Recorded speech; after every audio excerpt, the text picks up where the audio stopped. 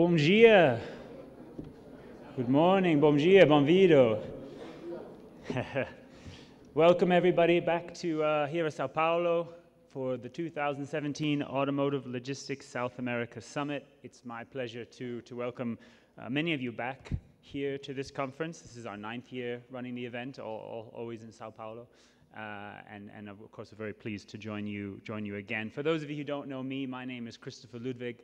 I'm the editor of Automotive Logistics, the magazine group, which includes automotive logistics and finished vehicle logistics, and organizer of a global series of conferences pretty much in all the major markets, including, of course, here in Brazil for South America.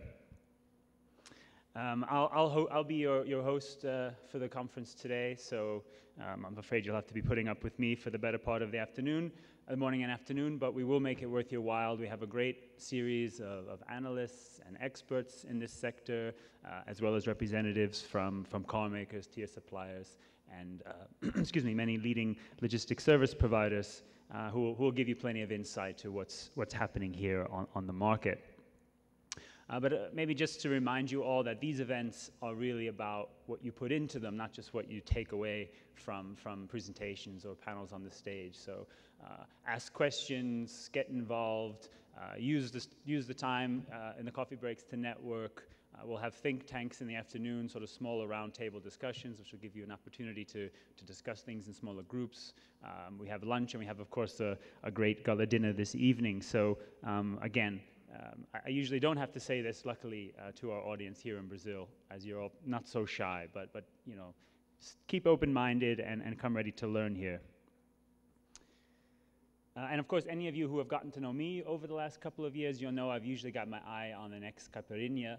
So also just a little clue to look forward this evening to the gala dinner at the beautiful Car restaurant that will be hosted by our premier sponsor, Penske Logistics. So we'll have some coaches leaving the hotel directly after the conference, or shortly after the conference at 5 o'clock.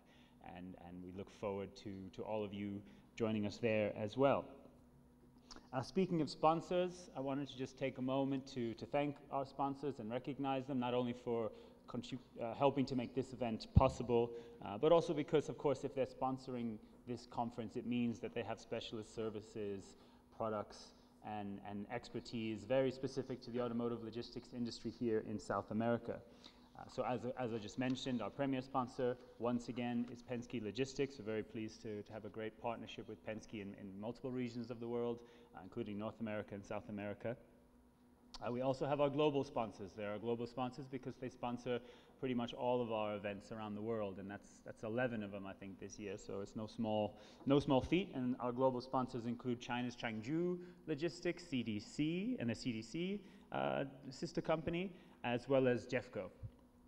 And finally, our silver sponsor, C.R. Rinkins, who has also joined us today. So some of our sponsors have booths outside. Take some time to visit the stands, to read their literature, or indeed just network them here. We're an intimate group. It's the benefit of that is we have an opportunity to meet and speak with everybody. So take some time to do that. As I mentioned at the beginning, this is actually the 9th time we've hosted the conference here in Sao Paulo. And of course, over the years, we've obviously seen quite a lot of change. And sometimes in good directions, sometimes in less positive directions. I guess when we started this conference in 2009 and for 4 or 5 years after that, most of the topics would have been dominated by worries over infrastructure, bottlenecks, capacity, logistics blackouts, if the infrastructure in our logistics network couldn't keep up with the growth here in Brazil and also in the wider South America, dealing with red tape, in customs or in various parts of the logistics chain. We always had interesting presentations sort of highlighting the use of helicopters or other kind of exceptional modes of transport that sometimes we have to resort to here in Brazil. And one of the more memorable comparisons I heard, I think it was about 4 or 5 years ago, when someone made the point that during the harvest season, the queues to Santos Port, which measures some 20 kilometers, the average length of a truck, the average time it takes a truck to get into the port is actually slower than a spider would crawl that distance. Spider can do it in 10 hours, and truck usually did it in 12. So and I think a pig was something like 4. So you know, there was a lot of competition out there between different parts of the animal kingdom. So these are the kind of discussions we often kind of had. I don't think that necessarily those have gone away, but clearly in the last 4 years or so of decline and crisis and recession and all of the instability that we saw, which I don't have to dwell upon here, clearly some of the focus went elsewhere. And it was a painful time, there's no question about it. And I don't have to explain that to anybody sitting in this room. Not every company survived in the logistics business. Not all the suppliers survived. Not all the car makers that planned to come or had great plans fulfilled those plans, or perhaps they delayed those plans.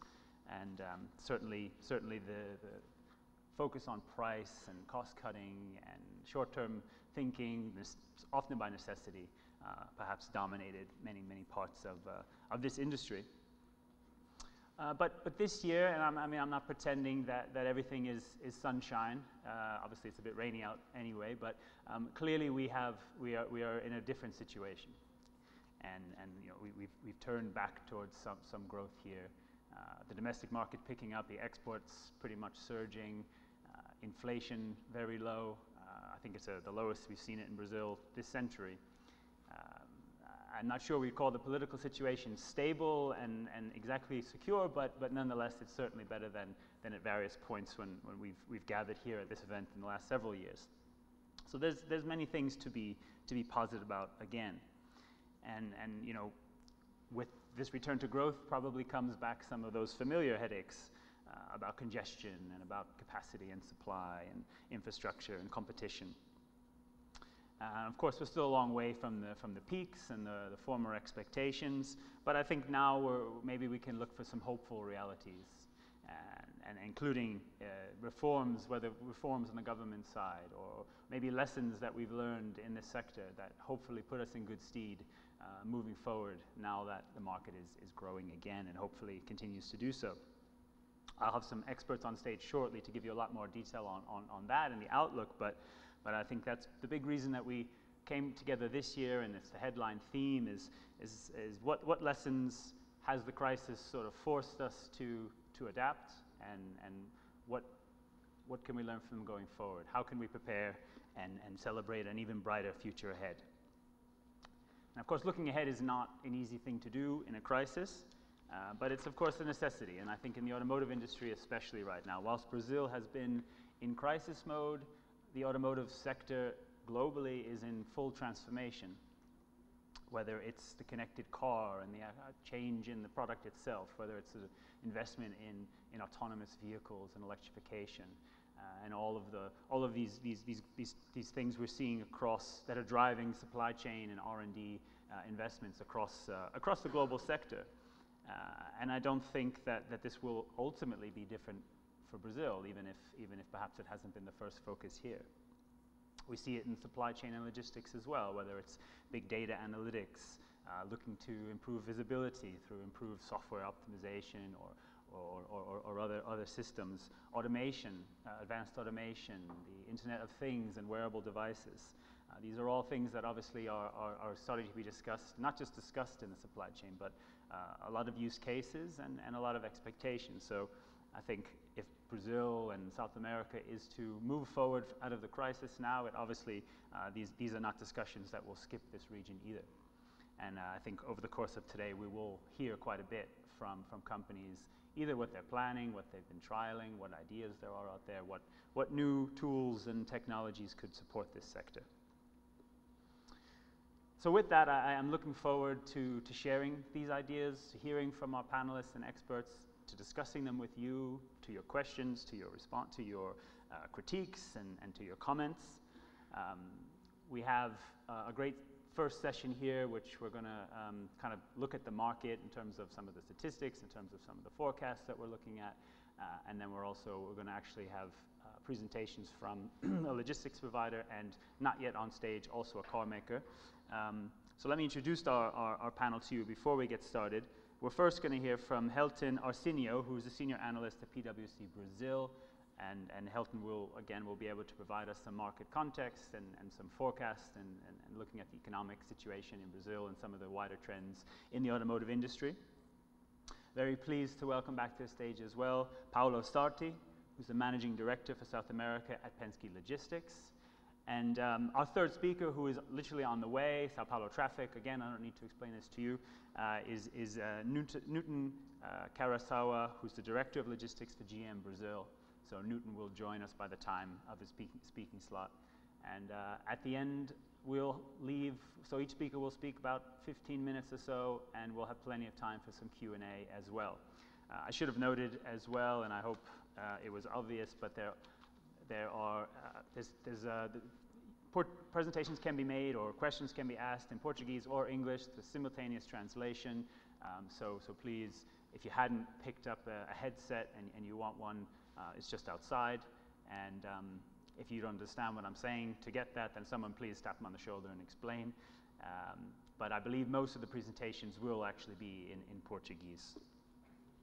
So again, once again, a welcome to all of you, and I'm looking forward now to officially opening the conference and welcoming Helton to make his presentation. Please. Thank you, Chris. Oh,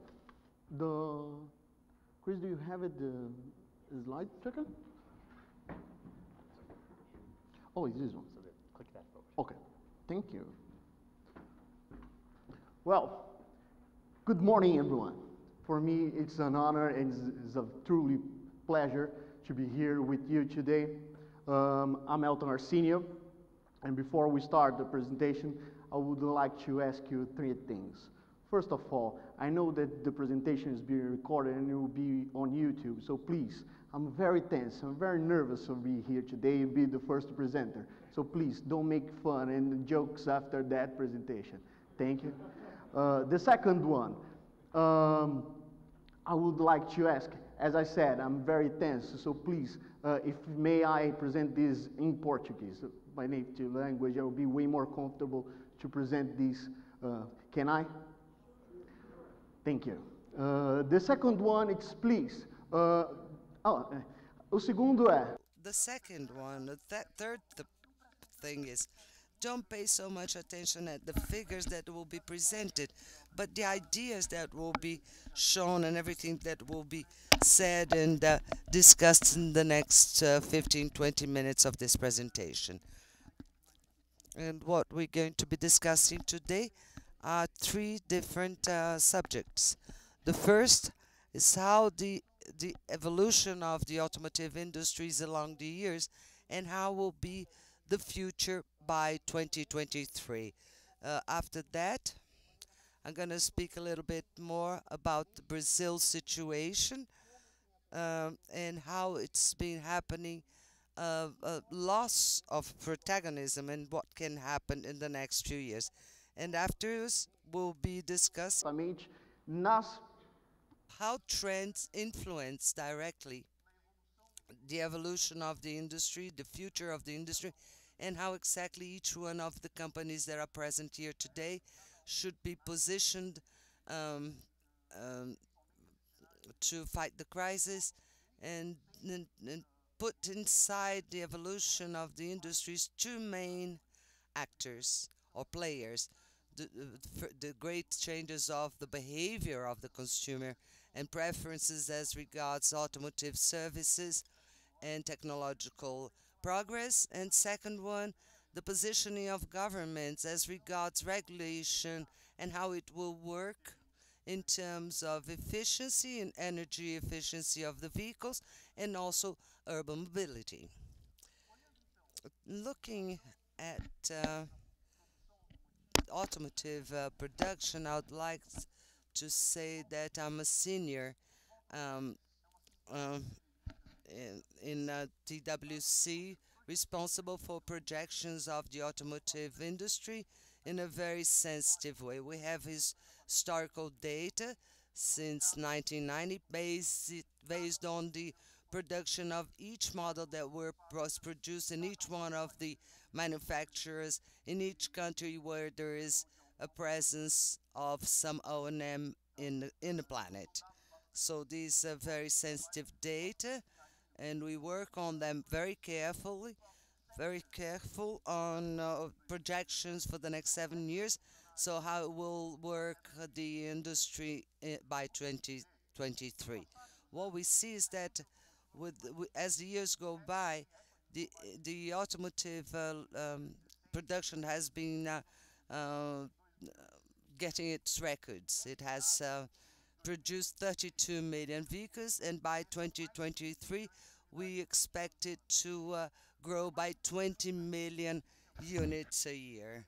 What we assessed here is that a great part of the production will be concentrated in the emerging countries, and we look at this information specifically in regional analysis. We see that the growth of the automotive industry will be based on what we know Conhece como o as Asian Pacific in development. Two-thirds of the automotive production will be specifically concentrated within that region. And we will see how South America has lost protagonism in the growth of the automotive logistics along the next few years. Ásia Pacífica já desenvolvida, que compreende países Apart from Pacific Asia that's already developed and it's now decreasing its productive capacity, South America will be showing the least growth inside the productive capacity, industrial productive capacity.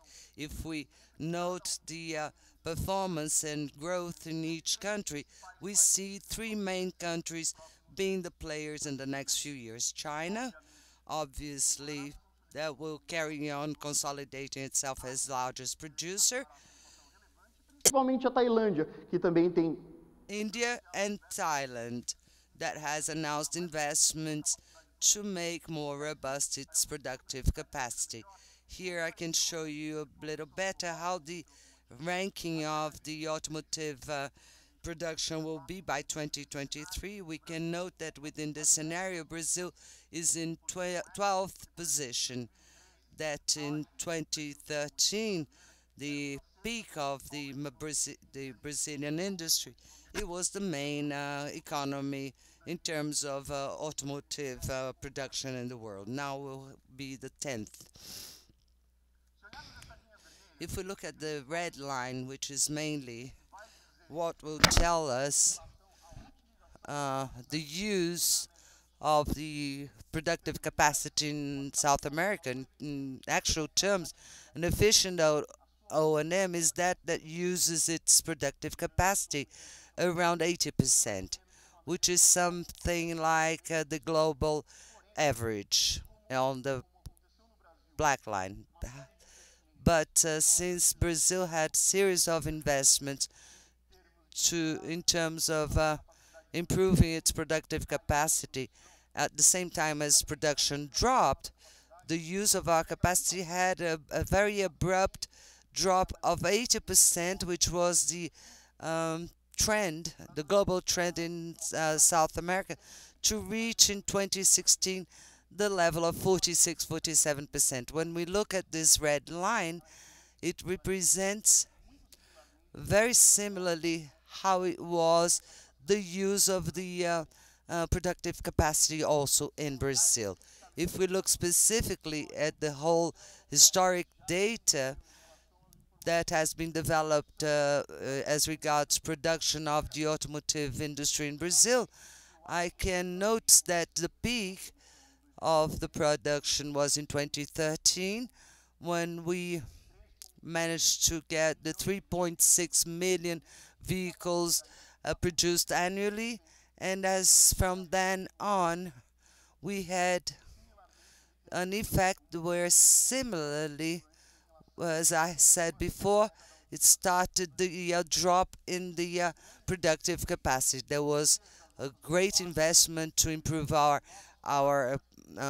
factories, our O&Ms, increase the efficiency of industries, but at the same time we were caught by a crisis where interest rates increased, price of commodities also increased, we had less financing, access to financing, and all these things that took us all by surprise. And the industry production dropped to reach 2.1 million vehicles in 2006, levels seen only before in 2004, 2005. We retracted by 10 years.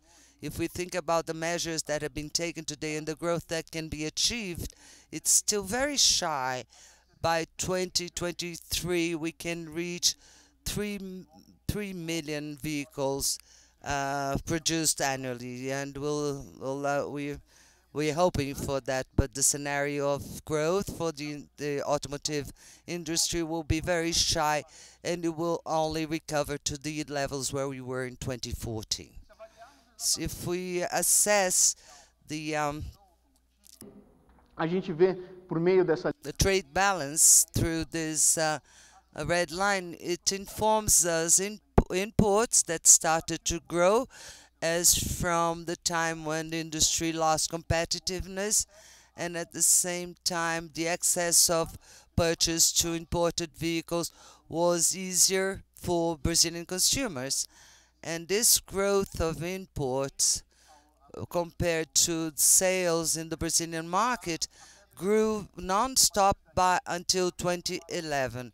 And then the Novarauto came in to try to stop the levels of imports to face the fleet that was também a tentar frear sold in Brazil and try to foster competitiveness of the industry in terms of trying to leverage exports. In 2017, we have a forecast that the Brazilian industry will be around 30% of what's produced today.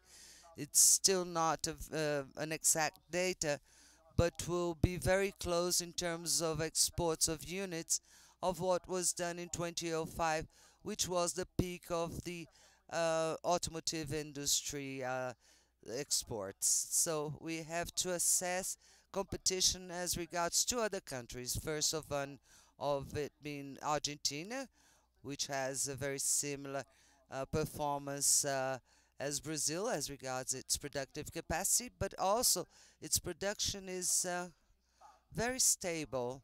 So it's a commercial partner that we need to have.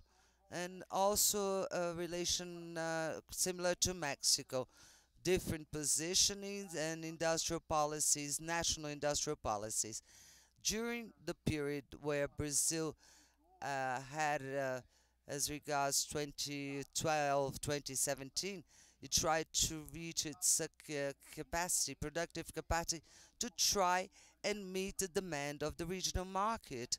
While then Mexico tried to leverage its competitiveness to export vehicles to markets that were more evolved than its own markets, which is Europe and United States. If we note the information of the estimates of the Mexican market, when Trump was elected, we have no basis on how the next commercial or trade agreements will work between Mexico and the United States. Since the main platform in terms of bringing back production to the United States. So we don't foresee a very high growth in Mexico as of 2019. So this is an outlook of how the automotive industry will work. And now I would like to open for you how we see the mega trends. So main natural forces, political and cultural forces influencing the automotive industry in Brazil.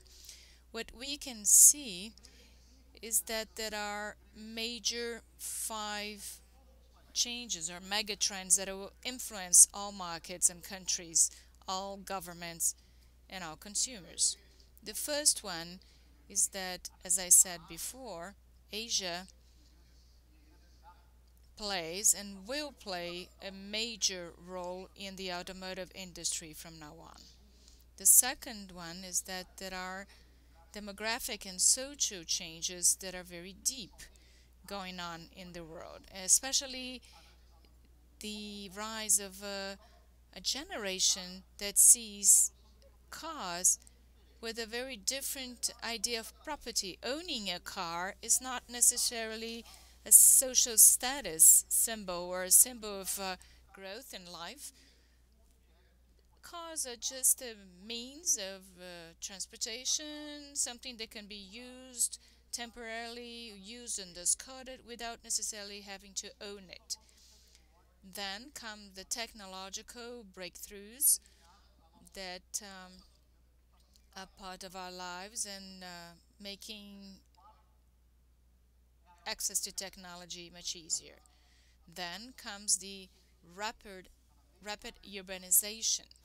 So more and more population is living in very dense, highly populated cities, and automobiles become a form of mobility in the city. And finally, and very obvious, there is an urge to rethink climate change and resource scarcity, a new way of supplying for vehicles. So then PwC developed four possible scenarios. Self-driving accelerity. It thinking about the autonomous vehicle, the highest technological advance to be used as shared mobility service.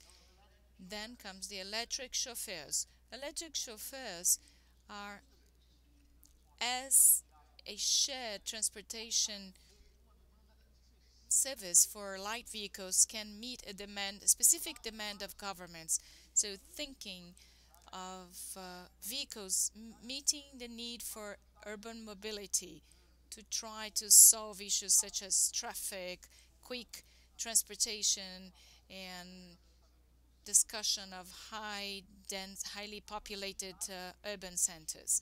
Then community, the number three, that is regarding the technological advances, creating new business models and new competitors with new ways of meeting the needs of automotive industry. And number four is the highest regulation level in the industry, causing each country to act according to a regulatory environment that's different,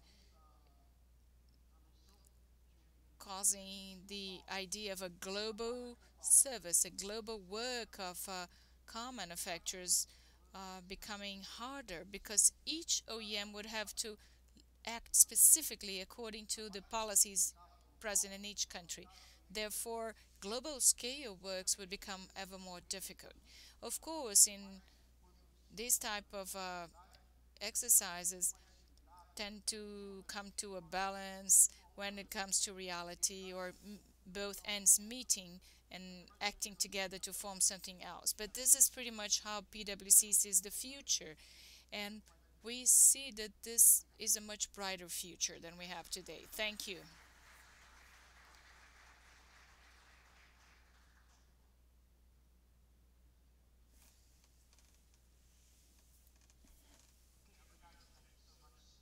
I think both the English and the Portuguese sides, no one's going to come out here making fun. Everyone, I think, very much appreciated your insights, and even if some of the messages weren't maybe as positive as they were probably hoping. So if there's any criticism, I'd expect it more in that direction. But I think that was a great opener.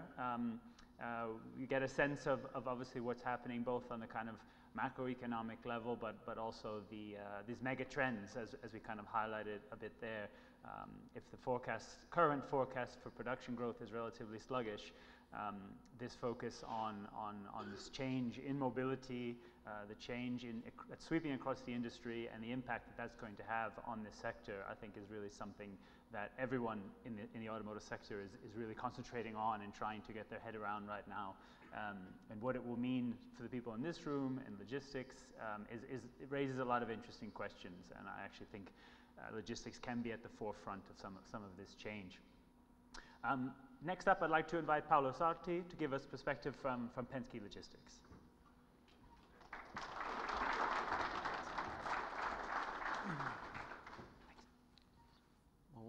Bom dia a todos. Bom, como Christopher Good morning. As Christopher said, it's a pleasure to be here. It's the third year that Penske in Brazil sponsors this event.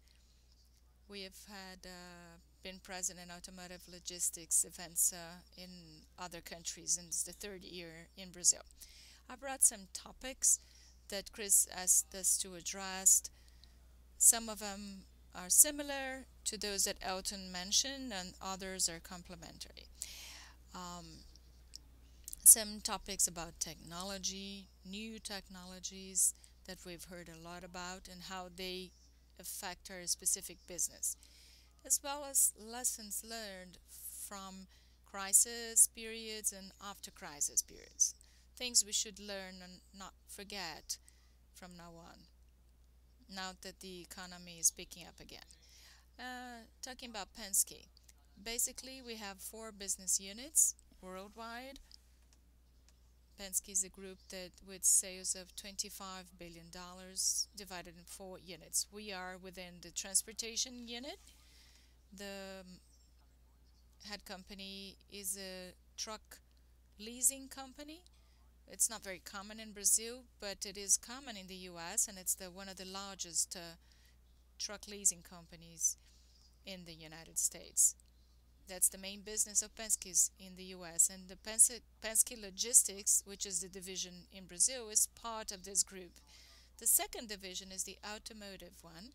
We have car dealers. We are the second largest network of dealers with more than 50 brands, and many of our customers from logistics. We also distribute products of our customers in logistics. We have the performance, the Roger Penske, who used to be the founder of the company, used to be a pilot in Formula One, and he also created Penske Racing. We race in several categories in the U.S., Le Mans and others, as well as the private equity. We invest in the automotive industry as well as other industries. More specifically in Brazil, we've been in Brazil since '98.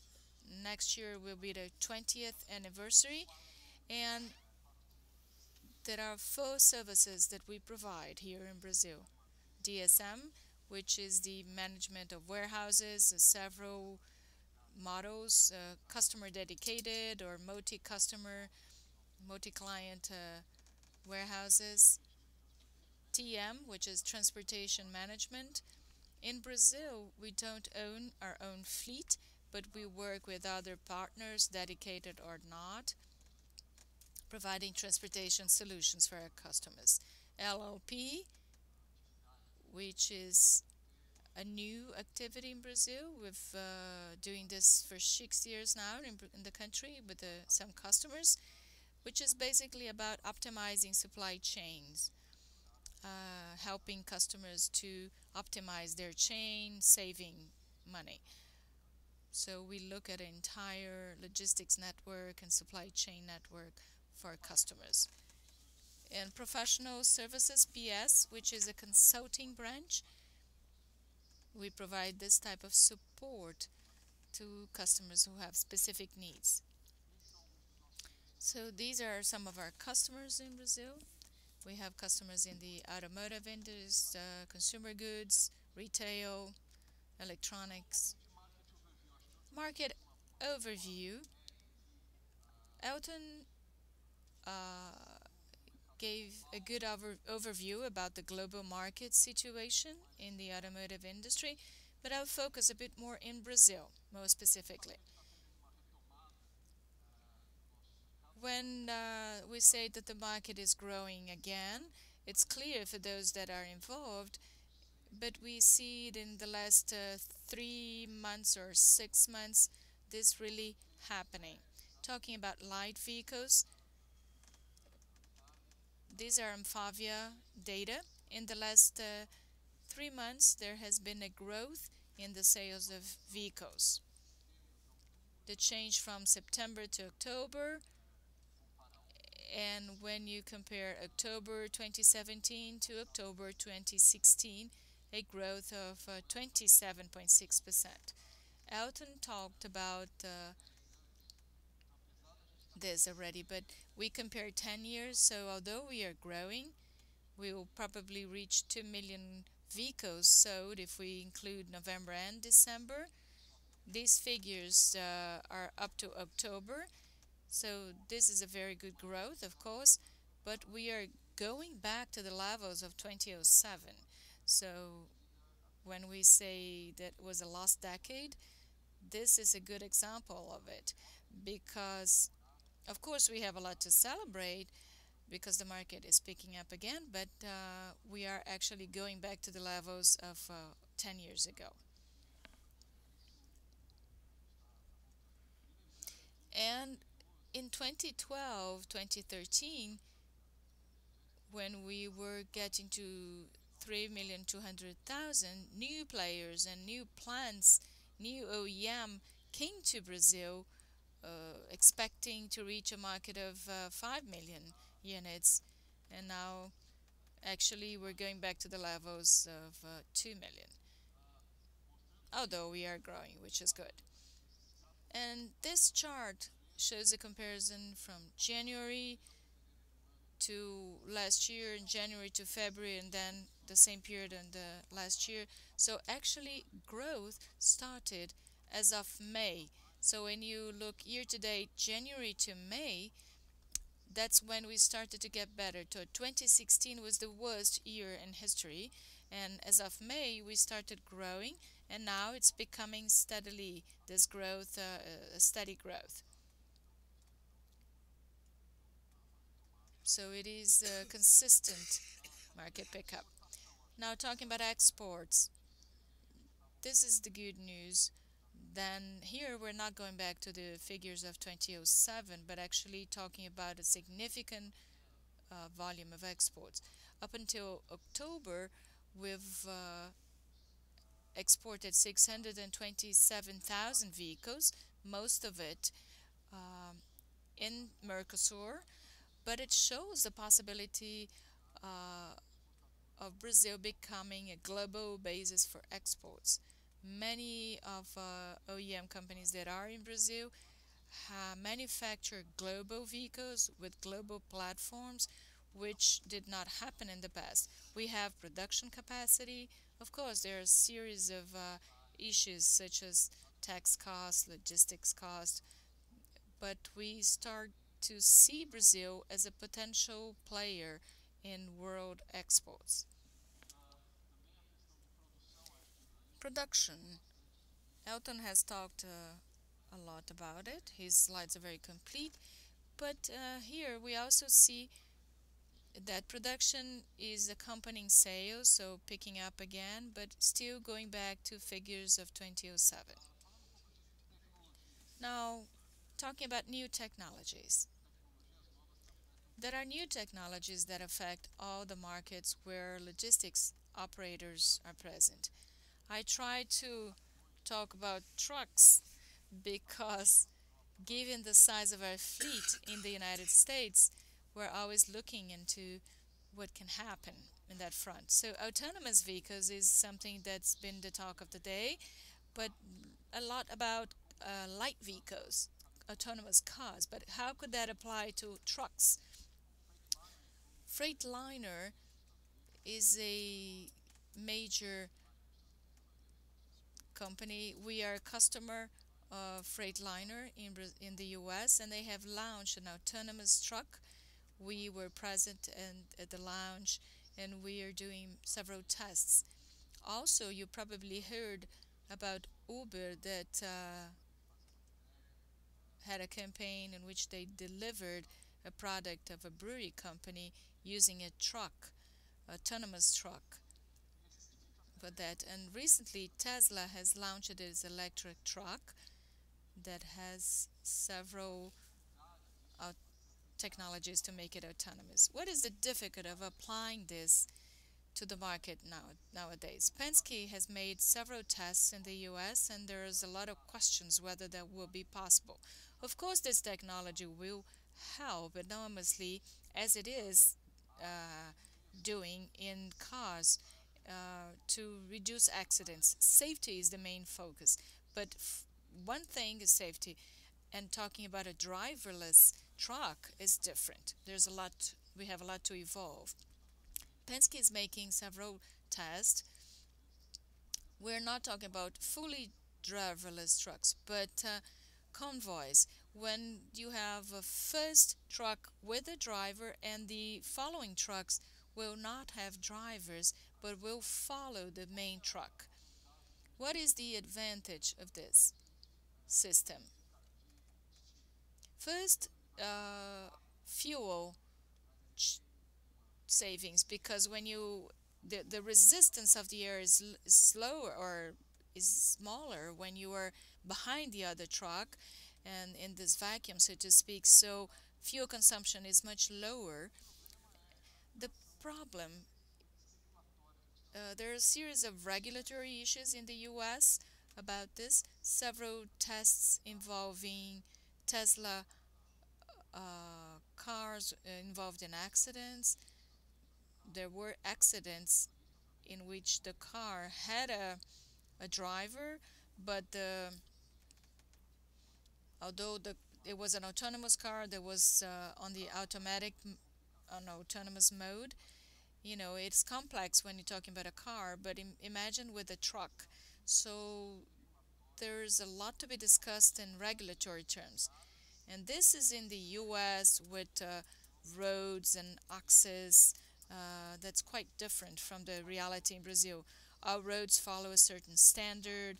You can cross 5 states. You don't even notice that you've crossed the border of a state because the roads are the same, which is quite different in Brazil. So in order to for this to reach Brazil, I don't know how long it would take.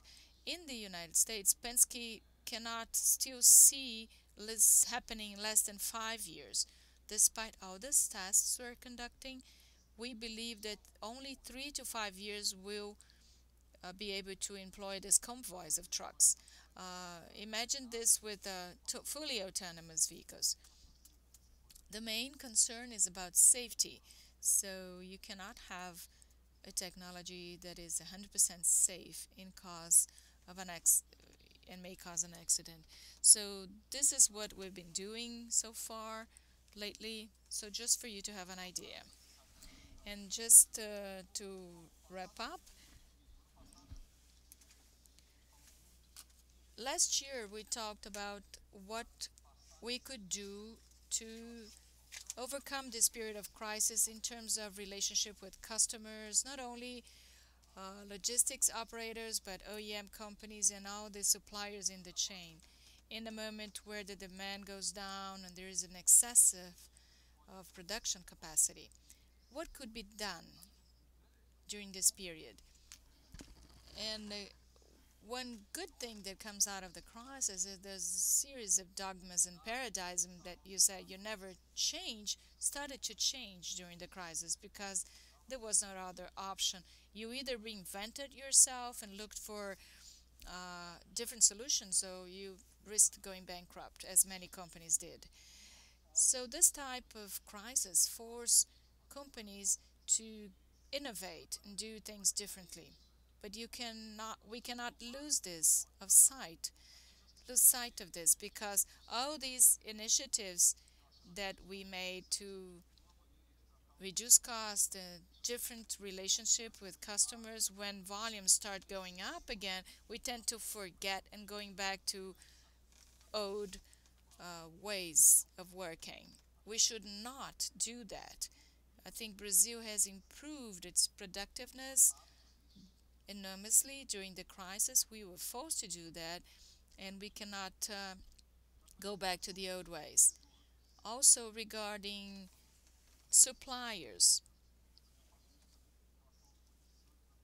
I do this in terms of Penske suppliers. Many suppliers were partners during the crisis period. They lowered their costs, helped the company. We discussed and negotiated, and there is a trend to forget about all these improvements and forget about what the suppliers, all the efforts suppliers put in during this period, and we should not do that. I value the customers that not only started a bid and went to look for other partners. They sat down to discuss with us. We should do the same with our suppliers. So this is an important lesson. Also, collaborative logistics. This did not exist when compared to other industries in the idea of sharing fleet, sharing resources, sharing warehouses, areas, even production. There are companies that are sharing their production area. They had a large plants that were not productive and started sharing with other companies. This was not common for the automotive industry. Each company had its own structure and used not to share that. In the last 2 years, it started happening strongly in the automotive industry, sharing with competitors. This used to happen with the delivery of vehicles, having one truck delivering cars of different brands was not common in Brazil, and now it started happens. But also, we had sharing now in the warehousing of parts. In the past, companies used to say, "I'm never share my truck with the competitors," and it doesn't make sense. It's important to keep this in mind, not to end all these practices of collaborative logistics once the economy goes back up. Also, technology. There was a high investment in technology, and we should not stop such investments from now on. Also, cost control. The automotive industry has always been highly concerned about cost control. In a period of crisis, this became even stronger, and I believe that now we should not stop that. We should continue with this practice. So these were basically the short messages I had to give to you, and now I'll go give the floor back to Chris and Newton. Thank you. Thanks so much. Yeah, take that back, yeah. Okay, obrigado, Paulo. Again, a great presentation there. I think we had the perspective of the crisis and what that's meant in terms of the lost decade. It would be nice if we felt as young as we did a decade ago if we were going to deal with the same the same volumes, but I suspect you feel a bit older in the meantime. The growth that we're kind of seeing now, hopefully that will remain, but I think those were very important points about the technological changes, as we've been heard as well from Helton as well, in terms of what that can mean for logistics. The autonomous trucks as just one example of that. I think that one of those autonomous deliveries was of beer as well, if I'm not mistaken, in the US, which I think was a very appropriate use for an autonomous driver, actually. You know, it shows the real potential we have in the future. But seriously, there's a lot of things that obviously this will mean for the supply chain. And again, those lessons learned at the end, I think we're going to come back on those points a lot today in terms of what the partnership that were forged and what we need to maintain going forward. So thank you again, Paulo. It's another great start to the conference. We're really pleased that our next speaker, Newton, is joining us in our first panel. He'll also join us later today during a Q&A. But Newton from GM, he's put together a presentation. Obviously, GM, one of the most important car makers here in the region, and one still very much investing in the region. So that's also very good news. So Newton Karasawa, Head of Logistics for GM Brazil. Thank you, Chris. Thank you so much. Thank you. Bom dia a todos. Primeiro, obrigado ao Chris e Automotive Logistics pelo convite. Tá? Parabéns ao Paulo e ao Alton pela excelente apresentação. Bom, eu tenho aqui uns 10 a 15 minutos para dividir algumas questões com vocês. E, na realidade, elas estão muito em linha com esse contexto que o Elton e o Paulo compartilharam com a gente recentemente, né? Então, na verdade, eu gostaria de mostrar para In fact, I would like to show you that our CEO, Mary Barra, made the following statements.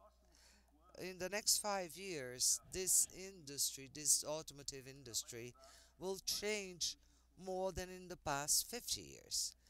And based on that thought, General Motors, globally speaking, started to redesign and rebuild what it understands as value for its end user.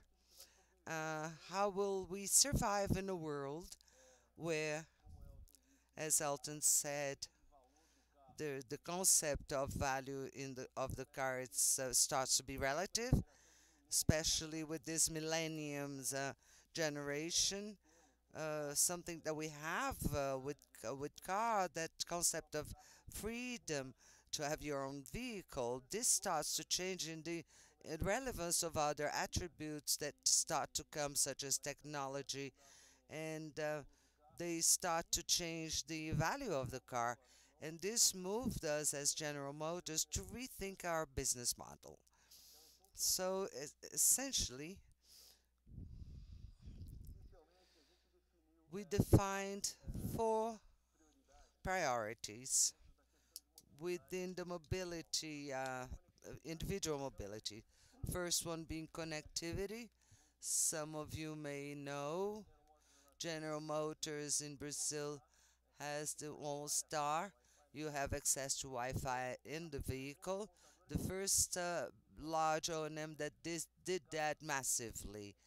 The high added value cars had this, but in the most popular cars, GM was the first one to have that. So you have a concierge service to indicate restaurants and sends information to your GPS. It may make reservations for you for your hotel or restaurants. So we have items related to safety. We had a statistic about all the cars that were involved in theft were recovered with this technology here in Brazil. The insurance costs dropped, obviously. So if your airbag, also safety, if your airbag is triggered, the central calls the driver to ask if everything's okay. They can remotely open your cars and a series of applications and functions that it has. Elton also mentioned the environment, the search for clean energy solutions such as batteries, for example. Today we have a car with autonomy for 230 miles, 450 kilometers or so, and we start to seek different alternatives to bring different value to our clients. Another theme is the autonomous vehicle. Many O&Ms today already have the ability to industrially manufacture autonomous vehicles. In the case of General Motors, we carried out several tests. In San Francisco, the vehicle ran for several hundred kilometers, and maybe the bottleneck, the great bottleneck at this time, as Paulo said, is regulation. So today there is no longer any technological barriers. The autonomous vehicles are classified at four different levels. We have vehicles here in Brazil at levels 1 and 2. Uh, Corrige, ele te avisa, né? Se você se line manufactured. If, so there are always applications at level 4, which is vehicle is 100% autonomous. And in our case, in GM, we had a venture capital that purchases companies with technology. Recently, we purchased one that manufactures sensors. Hundreds of sensors are needed to be able to have an autonomous vehicle. And finally, we have the sharing, which is Uberization of transportation, not only passengers, but also load, uh, cargo. But in our case, we acquired Lipt, a company, American company, competition for Uber, and Maven, which is also the use of shared vehicles. Não só em tecnologia, mas novos. We're investing in these new technologies and business processes, which is capturing technologies and developing new business model.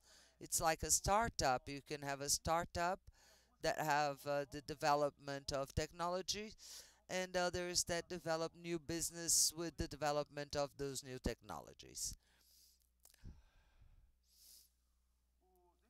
Within this context, how would logistics be inserted? The challenges that we received 3 4 years ago in our organizations, not just GM, but logistics as a whole, we needed to have funds to invest in these new technologies. So each area received challenges to reduce costs, increase efficiency, to be able to finance these new developments. In the case of global logistics in General Motors, we managed to reduce that challenges to drop that by $1 million. So based on that, we had an assessment of what needed to be done, understand our business model, see our environment, our business environment, and what were our fragilities, and based on that, put up a more efficient strategy. Do the same thing more efficiently. Here are some figures to give you a flavor of what we're doing. We have approximately 6,300 suppliers of auto parts that deliver to us over 200,000 different components. So if we think from the standpoints of this basis of suppliers, geographically speaking, we will have to work with operation and process models that will be very diversified to meet these suppliers. We have sales forces spread all over the world. We'll have to use the optimizations the best way possible. If we talk about the number of suppliers who are partners of ours, only in logistics we have some 900 partners in logistics spread all over the world, spread into inbound and outbound. The cost is like half and half. We have a very strong part of road transport and trains, and also ships and planes, terminals, and the volume of 10 million vehicles to be distributed annually. So daily we're talking about approximately over 6,000 trucks that we receive in our plants every day, some 28,000 cars that are delivered every day, 70 million pounds in inbound materials that we import, and exported vehicles. To give you an idea, there is a diversity, geographically speaking, business models and legislation. We who are here in South America know the complexity that we have under the tax standpoint. And when we do the deployment here in Brazil, everybody knows how difficult it is. It's difficult even to explain to our colleagues in Europe and the United States due to the bureaucracy. You, you have to have the work order, and it has to match the physical quantity and the invoice. So if you have the work order, you don't need the invoice. No, in Brazil we do. If, if, there's a series of complexities in Brazil that without doubt increase our costs, because we have costs of development, of solutions, locate and customize a bunch of things. You need people to control that. You need a narrow log. So this is an example. We could be talking about these particularities of our business condition, of our business model to work. This is a real challenge. And finally, if if I could uh, have our commitment, our definition as logistics, and this business environment, essentially it would be like this: our networking, our chain supply is very complex. It is a fact, but we know how to optimize it, working basically on these three pillars. It's not on the screen because uh, uh, it, we had problems. We have to work on three great pillars. There's no secret. And recently I read a book that talks about statistics and the difficulties of implementing the strategy of a business. They start by making an analysis of the Austrish-Hungarian army and the decision making, where the decision making was very slow. So what we start realizing is that essentially, if we work and revise our business model, working with processes, people, and systems and tools, it's what we all do every day. We have several examples in our company. What changes is the way of carrying it out. That's the great difference. I'm gonna have to skip some slides. If we need to increase efficiency within that context of APV and where our costs are, how are we going to revisit our business model? And then we started to put some value attributes that we needed to have globally in a process and tools solution to meet that model of business of outbound inbound. First of all, we had to have visibility that was centralized on our cargo, be it inbound or outbound. Our partners, the operators, they have those tools, but we need to have a backbone to be able to capture all this information and have the golden source of this information. This is the great issue. Our future is based on that, on this pillar, this which is quality of data. This is crucial. The second one is to have a global tool of sourcing of purchases so that we have reposition, strategy, management, routine on these flows, and then auditing of freight, everything that's transactioning that doesn't add value to the organization. I have to automate it. I have to have algorithms, a little robot to do the freight auditing. That's simply that, because this doesn't add value to the organization. GM has an area called GBF, that's Global Business Service, that consolidates all these activities, transactional activities. The resources that were ours from logistics, we passed it through to this area to have a series of operational processes. We started to have an area of intelligence and strategy, be it to negotiate, to optimize flows and processes, and also improve our anticipation of costs, because in fact we live on that. We are managed and monitored, and our shareholders want to see results as far as that's concerned. So the last word, cost efficiency, is of Paulo's presentation, is exactly what it is. Each system that we pulled from GM, the same data would come out differently. So we would spend, and we still do, a lot of time to conciliate data. And our challenge is to harmonize and unify, and then the business intelligence tools to make better and more intelligent decisions. In summary, the scope of our solution within these requirements that I presented was divided in three great packages. One solution that would cover all our purchasing process, hiring process, work with the global reposition with all our tariffs to all types of business models, and the tools to optimize this grid.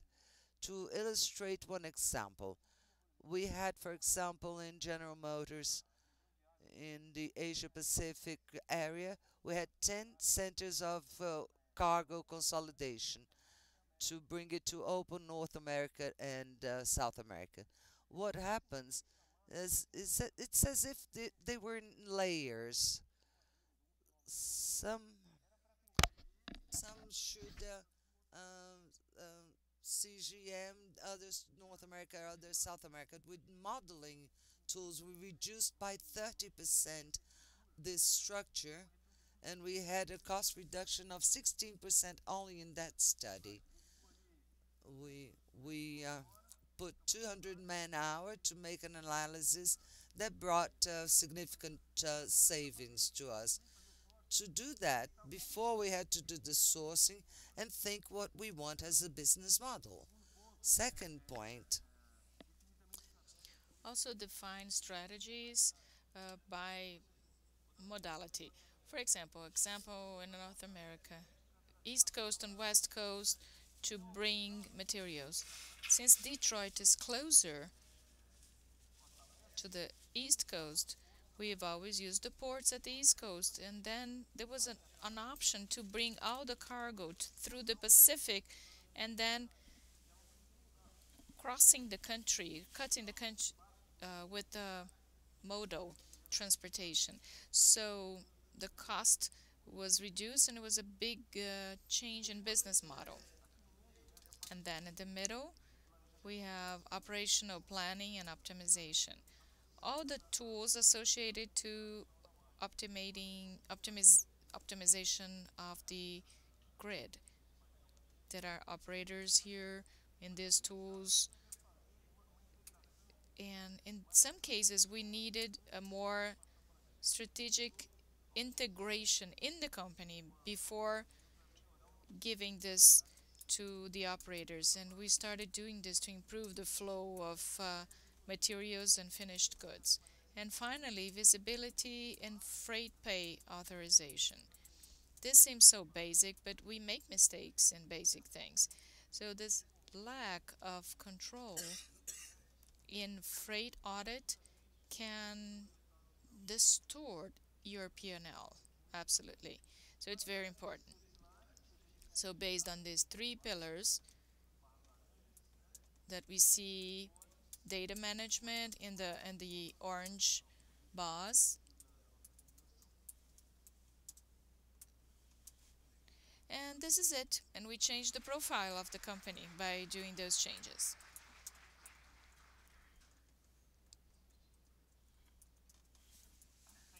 Newton, again, I think a very kind of important presentation there, as it gave you not just, it gave you a real sense of this scope across GM globally, starting from the shift and change in business models, kind of across the company strategy in car sharing and autonomous vehicles, electrification, but obviously the role that the supply chain will play, certainly from a cost and optimization point of view, capital allocation, but also how new technologies and systems and optimized processes can have a real impact across the global supply chain, and no less here in Brazil. So thank you very much for that, Newton. Thank you again to all of our panelists for their presentations and the insight. I should have said it at the beginning, but for any we will make the presentations public, at least those presentations that can be shared. We'll send a link to you as early as possible next week, and you can download them. Alton also mentioned correctly at the beginning, we are recording the conference, and we'll upload the video of each session onto YouTube. So that will be available as soon as we can, hopefully within the coming days, as quickly as possible. I do want to leave a bit of time for Q&A whilst we have such a great panel up here, to give you a chance to put any questions to them. So we have some microphones going around the room. Again, your question can be in English or Portuguese. And if anyone would like to ask a question, just put up your hand and we'd ask you to just say your name and company in doing so. The bad news for you is that I have a couple of questions, so you're not getting coffee any sooner just for not participating. But okay, that's how it goes sometimes. If you wake up, you'll be more than welcome to join. I wanted to come on, perhaps question particularly to Paolo and to Newton to start, because you both talked about new technologies, you talked about IT systems, for example, the GLIDE program happening at GM. Maybe starting with you first, Newton. I mean, that is a global program, as I understand it clearly. But can you talk a little bit about some of the implementation aspects for Brazil and South America specifically? Is it happening simultaneously that so the freight audit is being applied? Is Brazil being staged later? And are you already seeing kind of impacts here in Brazil and in South America? And then Paulo, maybe also, investments can't be an easy thing over the last couple of years in terms of crises, but I know Penske sort of, again, on a global basis, certainly had some IT projects and investments, and if there's anything you can talk about specifically, again, for South America to give us a sense of how that's developing. So if Newton, you can start. Ok, Cris. Então, falando pouquinho... Well, speaking about the implementation, well, since this is a global project, we have a schedule that it's essentially divided in inbound activities, because if we think about dividing it inbound and outbound, so there is a supply chain for parts and supplies for the plants, and then the vehicle distribution. So within each one there is a distribution, planning, sourcing, execution, and freight. So these are the 4 blocks for each component, inbound and outbound. So the implementation is global. We have implemented a part of the international inbound system, both in Brazil as well in North America, and now we are in the stage of implementing local inbound system. The outbound, in the middle of the year, we had a workshop to see the business requirements, because based on these global business requirements, we defined the core model, which is the template that will be used as a pillar and reference for all the regions. Of course, each country may have mandatory requirements according to its local laws, and we have to customize that. But the plan is to complete the whole program until the end of 2019. So we are still ongoing, and part of this has been implemented in Brazil and in South America. Okay? In our case, for Penske, technology is the main expense we have in our CapEx, not only in Brazil as well as in the US. We lease our warehouses and we don't own our own fleet in Brazil, for example, so the main investment we make is in technology. This year we've doing something that we started last year, and we expect to finish next year a new TMS transportation system. It's fully new, will be aligned with the global system. It's the largest implementation we've ever made in Brazil in terms of IT, and despite the crisis, it was a major expense that we've maintained the plan, and it's expected to finish in January. Also, we have a new WMS, which is a warehouse management system. We have our own system, and we are looking into other options in the market. So we've capped those investments despite the crisis, because investments in technology are important to keep, and we've been doing a lot this year. Show the Brazil's sort of role within the global supply chain, obviously the need to be competitive on a global basis, and so applying those. Maybe I can use that as a jumping point to Alton to talk a little bit about the export scenario, to shifting gears a little bit from the last question. Paulo sort of mentioned, maybe hopeful that Brazil could become a global export player. Obviously, most of the growth in exports right now is Mercosur, is Latin America. How do you see the future of Brazilian exports, and do you see a role in future to potentially grow further both within Latin America but also to other regions? Is there a role effectively for Brazil in that scheme, and if so, or if not, then why, and what could be done effectively to improve the competitiveness perhaps, or to kind of to take on a role like that? Em português? Yeah, of Okay. course, yeah. Bem, eu acredito principalmente que existem. Well, I believe that there are good mechanisms that have been used in terms of trying to get ahead of others, as well as improve technologies and products and services. If we think that in 2012 the three main models that were sold were no longer part of this ranking, although they had been highly improved, yes, there are some mechanisms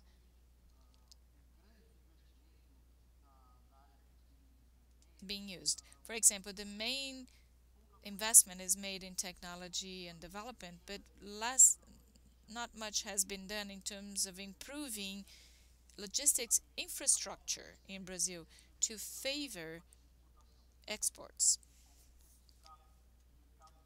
When we think about more developed countries, more developed markets than Brazil, for example, currently we can compete in markets that are similar to Brazilian markets, such as Latin American or South American countries and some countries in Africa. But it becomes harder and harder to be competitive in terms of manufacturing products that are similar at higher levels to the automotive industry in the US, for example, or Europe.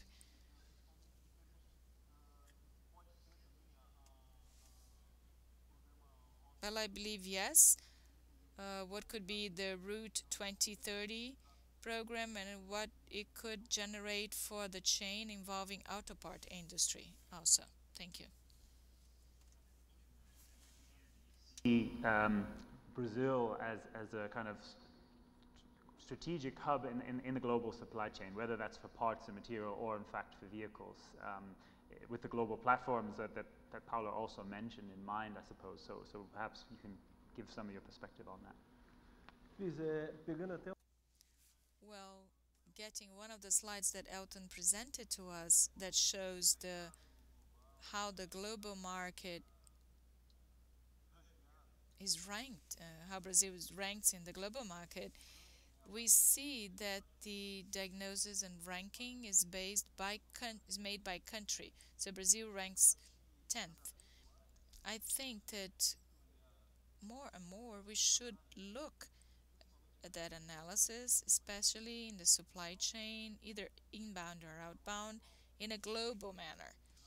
For example, in the case of GM, but not only GM, but other OEM companies that are in the region, they no longer look at Brazil and Argentina, they look at Mercosur, because there are so many bilateral agreements in Mercosur in which the analysis of strategy, production capacity, and distribution channel strategy is seen regionally, not by country.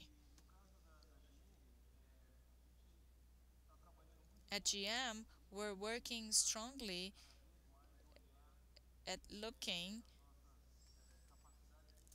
at our installed capacity of the plants on a more global manner. So the programs we have today, for example, the countries in the region here compete with other countries in the world to produce the same vehicle, and this place that will be chosen could be a platform to supply vehicles to other regions and countries. As Elton mentioned, oftentimes we don't have equality of conditions to compete, because investment in infrastructure in Brazil is very low. I don't know the figures by heart, but it's about 7% of the GDP that's invested here, whereas in China, that is close to 25%, if I'm not mistaken. But this doesn't only apply to automotive industry.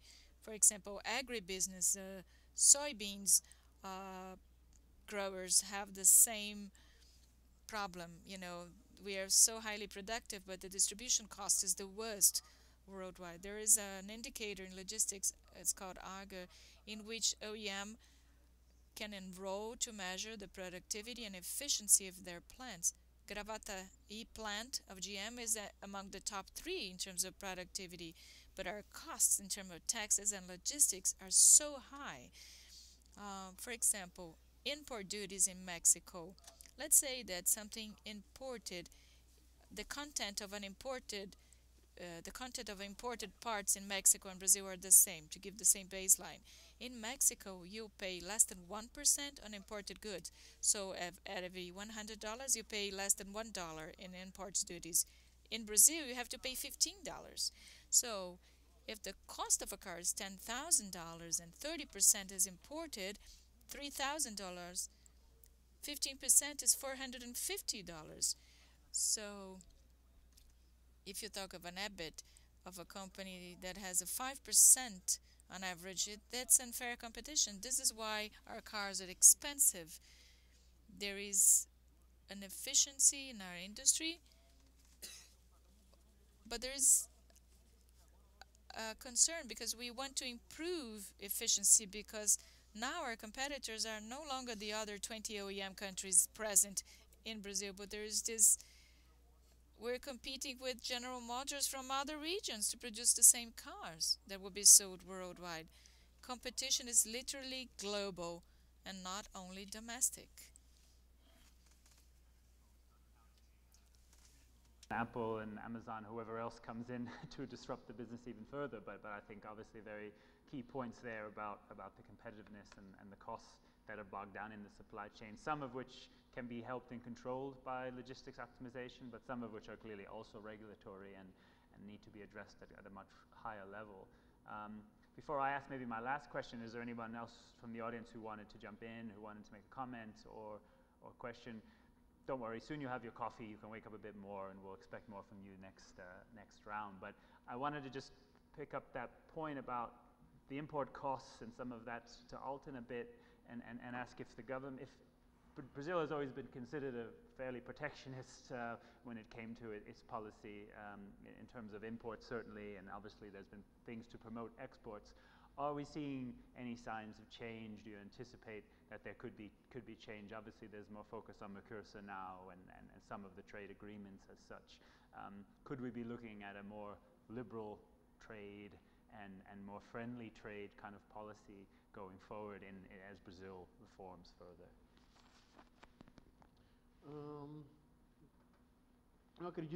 I believe that there is a lot of room to change the Brazilian government into more liberal and less protectionist. We always bump into the notion of great ideas, but projects that are not so well carried out or executed. There is some relation, but it's difficult to think or difficult to get any type of signal, especially in times of a crisis in collection of taxes that we have lived today. The tax system could be much more efficient, of course, like Tom said, but how to do that with a view at the Brazilian tax system, how to do that in the short term.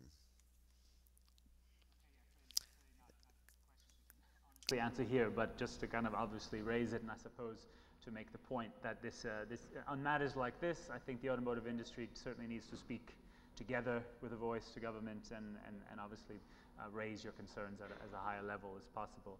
I want to thank our panelists again for their presentations and for their honest answers. And so once again, thank you very much. We'll take about a half an hour break. Please join us outside for coffee, and we'll come back in here for session 2. Thank you.